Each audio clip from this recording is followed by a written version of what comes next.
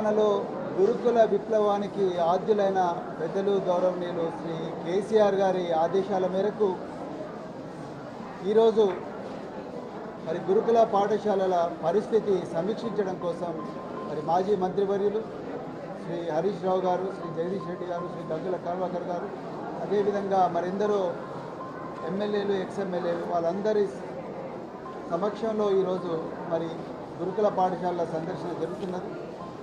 మరి ఈరోజు తెలంగాణ ప్రజలందరికీ కూడా తెలవాలి, మరి కేసీఆర్ గారు గురుకుల విప్లవానికి మరి శ్రీకారం చుట్టి తెలంగాణను గురుకుల పాఠశాలల్లో దేశంలోనే నెంబర్ 1గా చేస్తే ఈరోజు కాంగ్రెస్ ప్రభుత్వం ప్రజాపాలన అని చెప్పి ప్రజల మీద ప్రతీకారం తీసుకునే పాలనకు మరి శ్రీకారం చుట్టింది. గత 9 నెలలుగా గురుకుల పాఠశాలలను పట్టించుకున్న నాదులు లేరు. ఒకవైపు కేసీఆర్ గారి పాలనలోనేమో ప్రపంచ స్థాయికి పోయి ఈరోజు ప్రపంచంలో నెంబర్ 1 యూనివర్సిటీ అయిన హార్వర్డ్ యూనివర్సిటీలో, ఏ యూనివర్సిటీలో అయితే బారక్ ఒబామా, బిల్ గేట్స్ ఇట్లాంటి గొప్ప గొప్ప వ్యక్తులు చదివిన యూనివర్సిటీలో తెలంగాణ గురుకులాలు కేసీఆర్ గారి దార్శనికత మీద ఈరోజు చర్చ జరుగుతున్నదో ఆ గురుకులాలను కక్షతోని ఈరోజు అదో స్థాయికి తీసుకొచ్చే ప్రయత్నం ఇలా రేవంత్ రెడ్డి ప్రభుత్వం చేస్తున్నది ముమ్మాటి కూడా వాస్తవం. నిన్ననే మరి మా మాజీ మంత్రులు హరీష్ రావు గారు, అదేవిధంగా సవితా ఇంద్రారెడ్డి గారు నిన్న మరి శంషాబాద్ దగ్గర ఉండే పాల్మాకుల గురుకుల పాఠశాలల్లో అమ్మాయిల పరిస్థితి చాలా దయనీయంగా ఉందని అక్కడ కూడా విజిట్ చేయడం జరిగింది.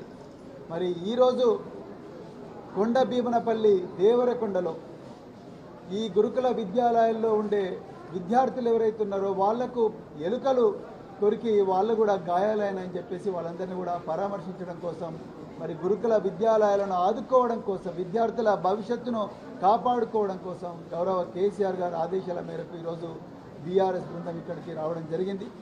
మరి మొట్టమొదట అసలు విషయం చెప్పాలంటే ఈ విద్యార్థులను పట్టించుకునే వ్యక్తులు కరువైన. ఇలా ఇంత పెద్ద పాఠశాల, ఈ పాఠశాలలో దాదాపుగా 500 మంది విద్యార్థులు ఉన్నారు. కనీసం ఆ విద్యార్థులు ఫ్యాను గాలికి కూడా నోచుకోలేని పరిస్థితి ఉన్నది. మేము ఇప్పుడు చాలా డామ్స్ కూడా తిరగడం జరిగింది. కొన్ని డార్మిటరీలు కురుస్తున్నాయి, నీళ్లు వస్తున్నాయి కాబట్టి ఆ నీళ్లను భూమి మీద పడకుండా, ఫ్లోర్ మీద పడకుండా మరి బకెట్లు పెట్టుకున్నారు విద్యార్థులు. ఫ్యాన్ గాలి వచ్చే పరిస్థితి లేదు, ఎందుకంటే ఫ్యాన్లే లేవు. మరి గాలి రావాలని చెప్పి విద్యార్థులు కిటికీలు తెరుచుకొని పండుకున్నారు. కిటికీలు తెరుచుకొని పండుకుంటే ఆ కిటికీల నుండి ఎలుకలు వచ్చి విద్యార్థులను కొరుకుతున్నాయి. దానివల్ల వాళ్ళకి గాయాలైనాయి. మరి కరెంటు పోతే విద్యార్థులు దుప్పటి కప్పుకొని, అది కూడా ఇంటి నుంచి తెచ్చుకున్న దుప్పటి కప్పుకొని పండుకుంటున్నారు విద్యార్థులు. మరి ఇంత పెద్ద పాఠశాల కనీసం జనరేటర్ కూడా పెట్టాలన్న స్పృహ కూడా ఇవాళ రేవంత్ రెడ్డి ప్రభుత్వానికి లేకపోవడం చాలా చాలా దారుణం. అదేవిధంగా పిల్లలకు ఇవాళ ఎలుకలు గరిచినాయి. అదేవిధంగా పిల్లలకు రేపు తేళ్లు గరుస్తేనో, పాము అడవులలో ఉన్నాయి స్కూల్స్ ఇవి, తేళ్లు గరుస్తేనో పాములు గరుస్తేనో కనీసం యాంటీ స్నేక్ వీనం దాచిపెట్టుకోవడానికి హెల్త్ సూపర్వైజర్ వాళ్ళ దగ్గర, హెల్త్ డిస్పెన్సరీ దగ్గర కనీసం ఒక చిన్న రెఫ్రిజిరేటర్ కూడా లేని పరిస్థితి. ఇది ఈరోజు పాఠశాలల్లో ఉండే పరిస్థితి. యూనిఫామ్స్ ఏవి కూడా ఇంతవరకు పెద్దగా రాలేదు. 3 జతల యూనిఫామ్స్ ఇవ్వాలి, ఆ యూనిఫామ్స్ రాలేదు. స్పోర్ట్స్ డ్రెస్ రాలేదు, అదేవిధంగా నైట్ డ్రెస్ రాలేదు, అదేవిధంగా మరి స్పోర్ట్స్ షూస్ లేవు, ట్రాక్ సూట్ లేదు. మరి పిల్లలు ఏ విధంగా చదువుకుంటారు? ఇప్పటి వరకు మరి 3 నెలలైంది ఆ విద్యా సంవత్సరం స్టార్ట్ అయ్యి. 3 నెలల్లో ఇప్పుడు మొత్తం గురుకుల పాఠశాలల్లో 7 లక్షల మంది విద్యార్థులు చదువుతున్నారు తెలంగాణలో. 3 నెలలైనా కూడా ఇప్పటి వరకు వీళ్ళకు దుప్పట్లు రాలేదు, యూనిఫామ్ డ్రెస్సులు రాలేదు, షూస్ రాలేదంటే మరి ఎట్లా చదువుకో? కేవలం నోట్బుక్లు ఇచ్చిండ్రు, పాఠ్య పుస్తకాలు కూడా అవి కూడా లేట్కి ఇచ్చి పిల్లలను చదువుకోమని అంటుంది ప్రభుత్వం. ఎట్లా చదువుకుంటారు? ఒక్కసారి తెలంగాణ ప్రజలందరూ కూడా ఆలోచించాలి. అదేవిధంగా బోధన చెప్పే ఉపాధ్యాయులు ఎవరైతే ఉన్నారో వాళ్ళకు కూడా జీతాలు చాలా చోట్ల కూడా రావడం లేదు. మరి కేసీఆర్ గారు ఈ విద్యార్థులందరూ కూడా తెలంగాణలో కాదు దేశవ్యాప్తంగా అత్యున్నత విద్యాలయాలకు పోవాలని చెప్పేసి సెంటర్ ఆఫ్ ఎక్సలెన్స్లు, సబ్జెక్ట్ అసోసియేట్స్, అదేవిధంగా నిష్ణాతులైన గెస్ట్ లెక్చరర్లను తీసుకొస్తే గత 4 నెలలుగా ఈ గెస్ట్ లెక్చరర్లకు కానీ సబ్జెక్ట్ అసోసియేట్స్ కానీ ఒక్క పైసా కూడా జీతం రాలేదు. మరి ఎక్కడ ఇది ప్రజాపాలన అవుతుంది రేవంత్ రెడ్డి గారు? ఎక్కడ పోతున్నాయి డబ్బులు? మల్లు బట్టి విక్రమార్క గారు, మీరు వేల కోట్ల రూపాయలు పన్నులు వసూలు చేస్తున్నారు, మరి రకరకాల ట్యాక్సులు వసూలు చేస్తున్నారు. ఈ ట్యాక్సుల నుంచి వచ్చిన డబ్బులు ఈ పిల్లల కోసం పెట్టకపోతే, ఈ పిల్లల చదువు చెప్పే ఉపాధ్యాయుల కోసం పెట్టకపోతే ఎట్లా? డైనింగ్ హాల్లో పనిచేసే ఎవరైతే కుక్కులు ఉన్నారో ఈ కుక్కులకు కూడా 4 నెలల నుంచి జీతాలు రావడం లేదు. మరి వాళ్ళు ఏ విధంగా మరి పిల్లలకు తిండి పెడతారు?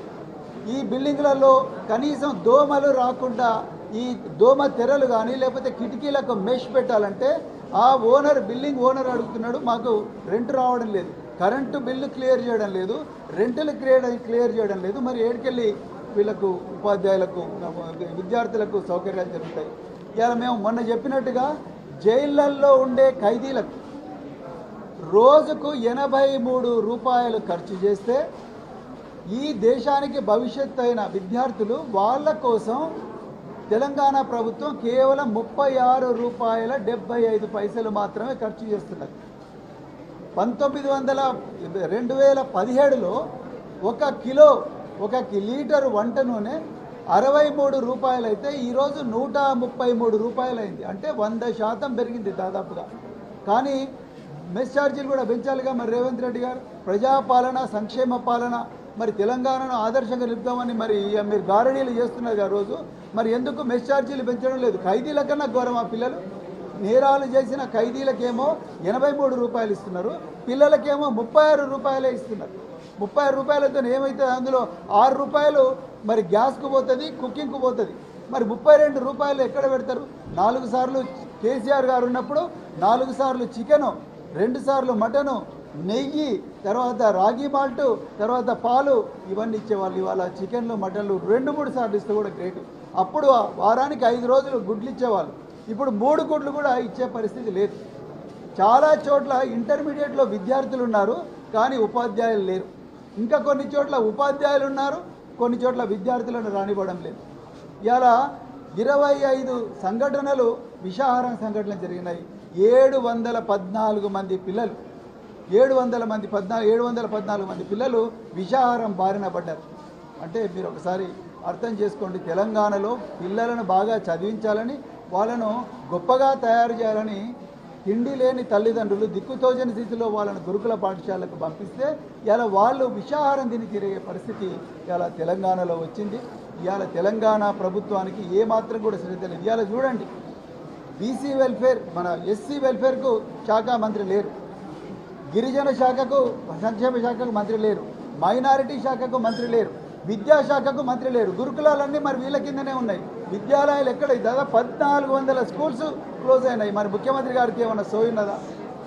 1400 స్కూల్స్ క్లోజ్ అయినాయి. అదేవిధంగా ఏ శాఖ మంత్రి లేరు. ఇక్కడ ఉపాధ్యాయులకు కానీ లేకపోతే విద్యార్థులకు ఏమన్నా సమస్యలు ఉంటే ఆ సమస్యలు ఎవరికి చెప్పుకోవాలో తెలుస్తలేదు. ప్రతి సొసైటీకి కూడా ఒక బోర్డు ఉంటుంది. ఆ బోర్డుకు ఒక మినిస్టర్ చైర్మన్గా ఉంటారు. మరి చైర్మన్ అయ్యే మినిస్టరే లేనప్పుడు మరి ఎక్కడ చూస్తాడు? ముఖ్యమంత్రి గారు ఎవరిని దగ్గరికి రానివ్వడం లేదు. ఆయన హైదరాబాద్ నుంచి ఢిల్లీ, ఢిల్లీ నుంచి హైదరాబాద్, మళ్ళీ హైదరాబాద్ నుంచి ఢిల్లీ, ఢిల్లీ నుంచి హైదరాబాద్. దానికే టైం అంతా స్వేచ్ఛిస్తున్నారు. మరి పిల్లల బతుకులు ఎవరు చూడాలి? దాదాపు లక్షలాది మంది పిల్లలు ఉన్నారు. సో అందుకొరకు గురుకుల పాఠశాల పరిస్థితి చాలా దయనీయంగా ఉన్నది. సో పక్కా భవనాలు లేని చోట రెంట్ తీసుకుంటే ఆ రెంట్ కూడా కట్టే పరిస్థితి లేదు. కరెంటు ఛార్జీలు కూడా లేవు, జనరేటర్లు కూడా లేవు. కరెంటు కోతలు విపరీతంగా ఉన్నాయి. జనరేటర్లు లేకపోతే పిల్లలు ఎట్లా చదువుకుంటారు? ఆ దోమల బారిన పడ్డ పిల్లలు ఎట్లా బతుకుతారు? ఇప్పుడు విష జ్వరాల సీజన్. మరి వాళ్ళ పరిస్థితి ఏం కావాలి? ఇలా కేసీఆర్ గారు ముఖ్యమంత్రిగా ఉన్నప్పుడు ప్రత్యేకించి డైరెక్టర్ ఆఫ్ మెడికల్ ఎడ్యుకేషన్కు ప్రత్యేకంగా సర్క్యులర్ నెంబర్ 2లో ఒక ఆర్డర్ ఇచ్చిండు. గురుకుల పాఠశాలలు కానీ, హాస్టళ్ళు కానీ, రెసిడెన్షియల్ స్కూల్స్ కానీ ఇక్కడ ఉండే విద్యార్థులు ఎవరైనా అనారోగ్యం బారిన పడితే ఏ కార్పొరేట్ హాస్పిటల్ అయినా కూడా ఫ్రీగా వైద్యం ఇవ్వాలని చెప్పేసి గవర్నమెంట్ ఆర్డర్ ఉంది. కానీ దాన్ని కూడా మరి ఈరోజు పాటించే స్థితి లేదు. కేసీఆర్ గారు ముఖ్యమంత్రిగా ఉన్నప్పుడు కంట్రోల్ రూమ్ పెట్టిండు. విద్యార్థులందరి జీవితాలు బాగుండాలని చెప్పి, ఆరోగ్యం ఉండాలని చెప్పి 24 గంటలు నడిచే కంట్రోల్ రూమ్ పెడితే ఇలా కంట్రోల్ రూమ్లన్నీ కూడా క్లోజ్ అయిపోయినాయి. ఇలా విద్యార్థులు పాము కాటైనా తేలు కాటైనా అనారోగ్యం బాధపడ్డా తల్లిదండ్రులు పిలిపించి మీ పిల్లలను తీసుకొని పోండి అన్న పరిస్థితి వచ్చింది. మీరు చూసుంటారు, మన జగిత్యాల జిల్లాలో వారం రోజుల్లోనే విష పురుగులు కరిచి 2 పిల్లలు చనిపోయినారు. మరి ఇది పరిస్థితి తెలంగాణలో. అందుకొరకు గురుకులాల పరిస్థితి ఘోరంగా ఉన్నది, విద్యాలయాల పరిస్థితి ఘోరంగా ఉన్నది. విద్యా వ్యవస్థను పట్టించుకుంచిన నాదులు లేడు, యూనిఫామ్ లేవు, షూస్ లేవు. ఇవన్నీ కూడా ప్రభుత్వం ఘోరంగా వైఫల్యం చెందింది. ఈ అసలు సమస్య నుంచి పక్కదోవ పట్టించడం కోసం ముఖ్యమంత్రి గారు హైడ్రా కోబ్రా అనే డ్రామాలు వేస్తున్నాడు. అర్జెంటుగా ఈ డ్రామాలు బంద్ పెట్టుకోవాలని చెప్పేసి, మరి విద్యార్థుల జీవితాలని బాగు చేయాలని చెప్పి ఇంకొకసారి